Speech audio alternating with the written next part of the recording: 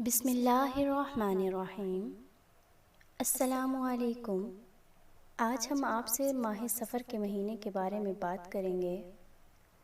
یہ مہینہ قمری کیلنڈر کے حساب سے دوسرا مہینہ بنتا ہے، جس کے بارے میں لوگوں نے بہت سی غلط فہمیاں پالی ہوئی ہیں۔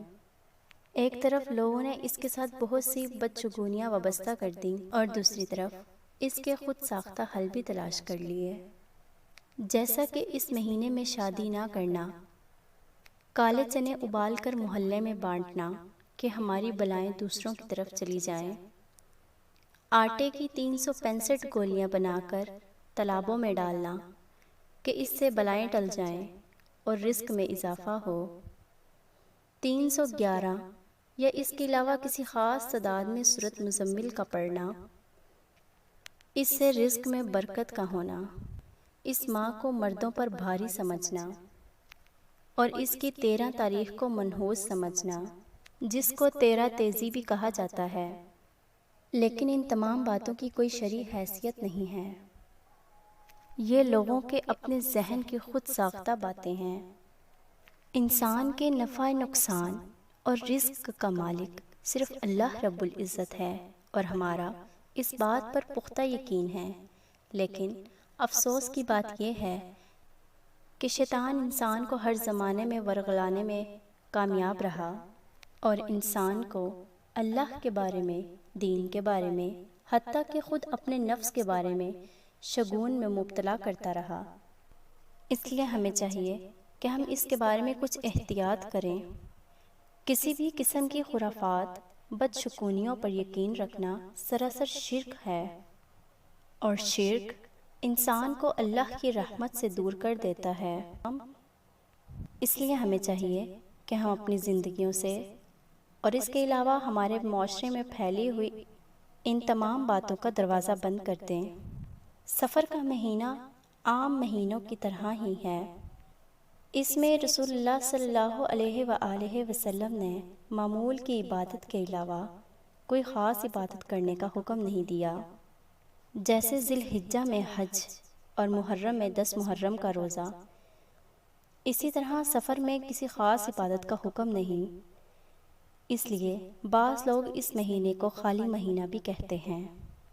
جس طرح آپ صلی اللہ علیہ وآلہ وسلم نے کسی خاص عبادت کا حکم نہیں دیا، اسی طرح کسی خاص بلا سے بچنے کے لیے خبردار بھی نہیں کیا، یا کوئی ایسا وظیفہ یا کوئی ایسی دعا ہمیں نہیں بتائی گئی۔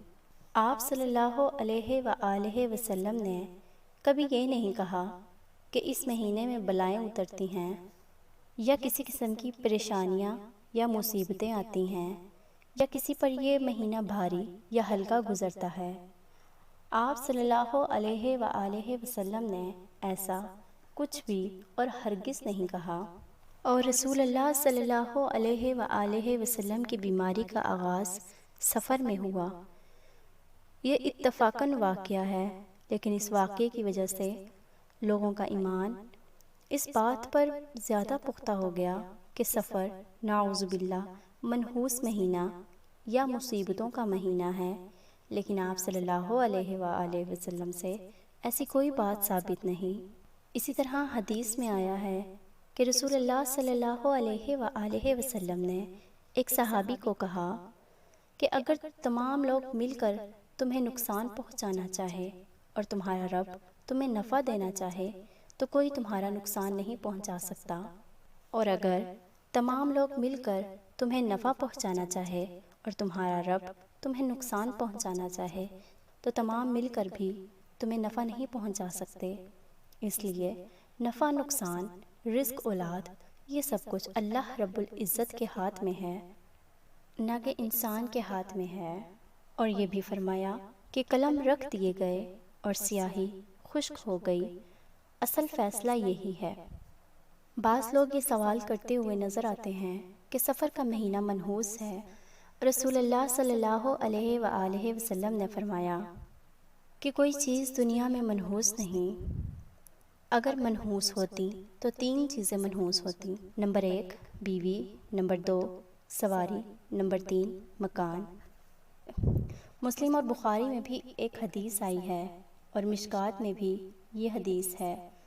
یہ متفقن علیہ ہے کہ رسول اللہ صلی اللہ علیہ وآلہ وسلم نے فرمایا، سفر کا مہینہ منحوس نہیں، باقاعدہ نام لیا، اس لیے کوئی مہینہ منحوس نہیں بلکہ سب اللہ کے بنائے ہوئے مہینے ہیں۔